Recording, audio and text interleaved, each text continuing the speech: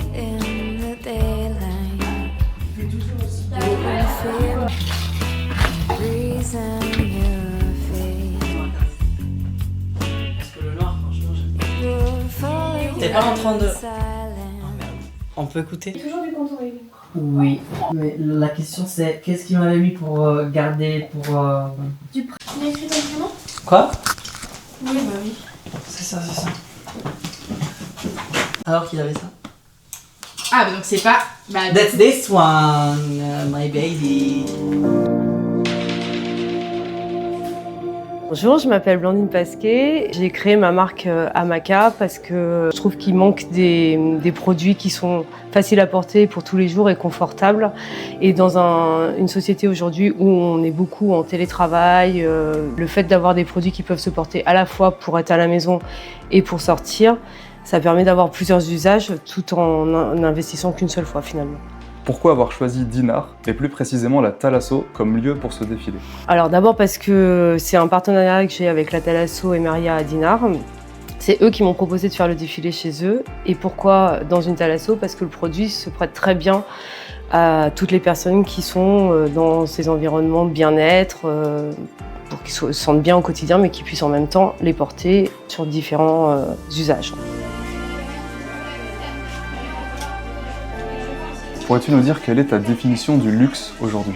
Alors le luxe aujourd'hui pour moi c'est vraiment de se sentir bien quelle que soit la morphologie de la personne, quel que soit son âge et qu'il n'y ait pas de frontières en fait par rapport à ça. Et alors le luxe souvent c'est caractérisé par quelque chose de très cher. En fait on peut faire des beaux produits à des prix qui restent abordables.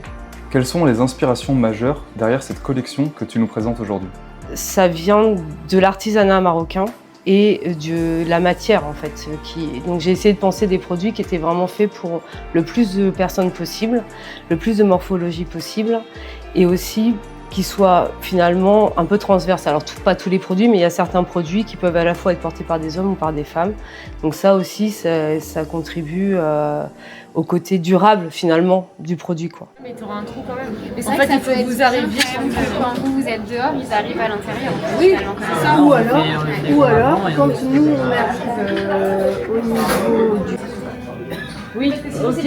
Non, ouais, non, mais ça va pas, vous allez vous gêner, toi. Et là, quand tu les envoies... Oh, pardon. Bonjour. Pourquoi t'es-tu spécifiquement tourné vers cette matière particulière pour ta gamme de vêtements?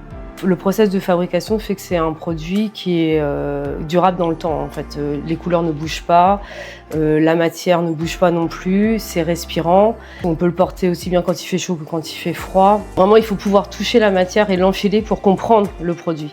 Et elle n'existe pas en France. Peux-tu nous parler de ta clientèle? À qui s'adresse la majorité de tes pièces? Je dirais qu'il n'y a pas vraiment en fait, clientèle cible. Encore une fois, c'est assez compliqué d'être pour tout le monde. Mais c'est vraiment ça. C'est-à-dire que j'ai des clientes qui sont jeunes, j'ai des clientes qui sont moins jeunes. C'est le côté confortable et chic qui attire la clientèle vers ce genre de produit. Mais on n'est pas sur un produit vraiment ciblé spécifiquement. Ça va, je dirais, de 20 à 75 ans, quoi. Il n'y a pas de limite. Quels ont été tes plus grands défis dans la création de ta marque? C'est un défi technique, en fait. Pour expliquer, alors ça va être un petit peu technique, mais je vais quand même expliquer comment on fabrique ce produit. C'est-à-dire que c'est un tissu en viscose. On importe le fil de viscose parce que ça, on n'a pas le choix. Il y a très peu de producteurs dans le monde et ils sont majoritairement en Asie. On le fait venir au Maroc, on tisse le tissu au Maroc, on fabrique le produit non teint, c'est-à-dire que tous les produits sont de la même couleur, enfin ils sont écrus, blancs, et ensuite on les passe dans des machines pour les teindre, puis après en lavage.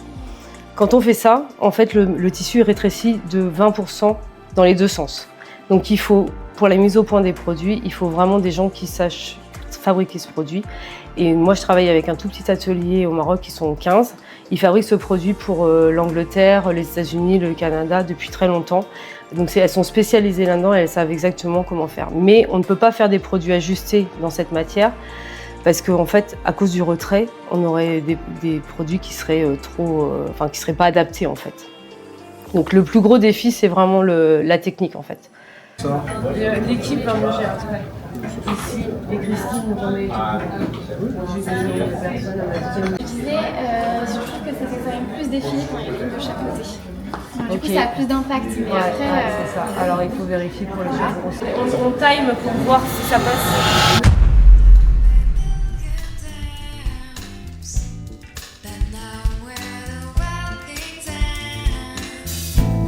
Where the shadow grows and dances, and the moonlight barely clears a path. When all the secrets have been told, I can hear the sea beyond the land. When it doesn't seem to go in the place of the dancing sands. This is where it started, with sparkling eyes and trembling voices of faded souls unfolding.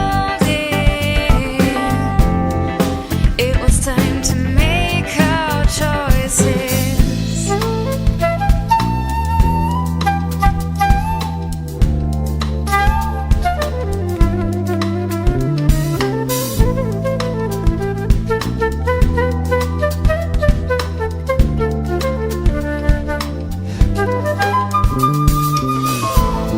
Nobody taught me how to be strong, nor how to keep my fire burning.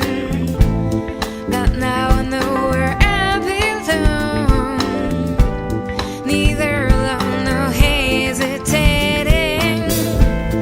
And something in my heart is rising, waves of hopes and storms of joy. Sands in the wind won't stop to dance, and neither will stop striving.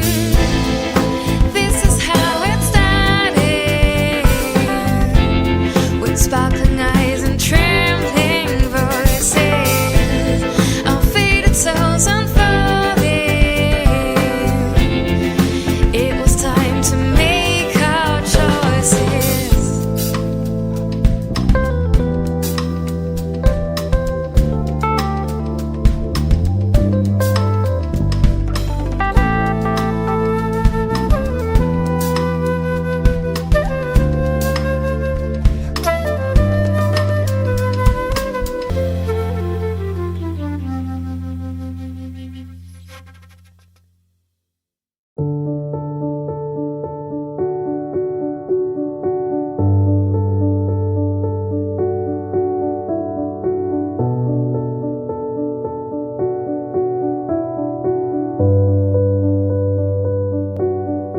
L'endroit déjà, il va très bien avec le style de vêtements. C'est sobre, luxueux, simple en même temps. Donc j'ai beaucoup aimé. Et là, en fait, le rendu du tombé du tissu au défilé, il colle super. Et je voulais vraiment toucher la matière, hein, qui a l'air extraordinaire. Donc non, super collection, super défilé, je suis ravie.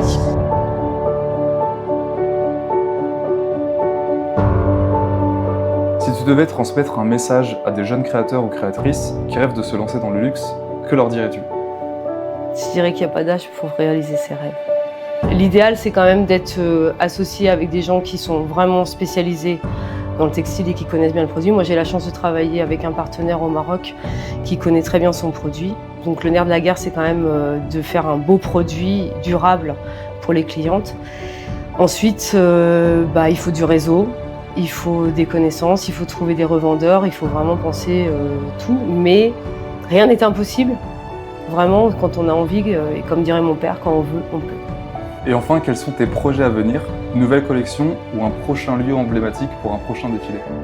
Alors dans les projets à venir, idéalement, j'aimerais qu'on puisse faire le prochain shooting et peut-être un autre défilé au Maroc. Pourquoi? Parce qu'on mettrait aussi en avant tous les artisans qui sont derrière cette marque. Et puis ça ferait une référence aussi à cette matière qui est vraiment la matière de base des vêtements traditionnels des Marocains. You can't see it in the daylight. You won't feel more than a breeze on your face. You can't see it in the daylight. You won't feel more than a breeze on your face. c'est direct.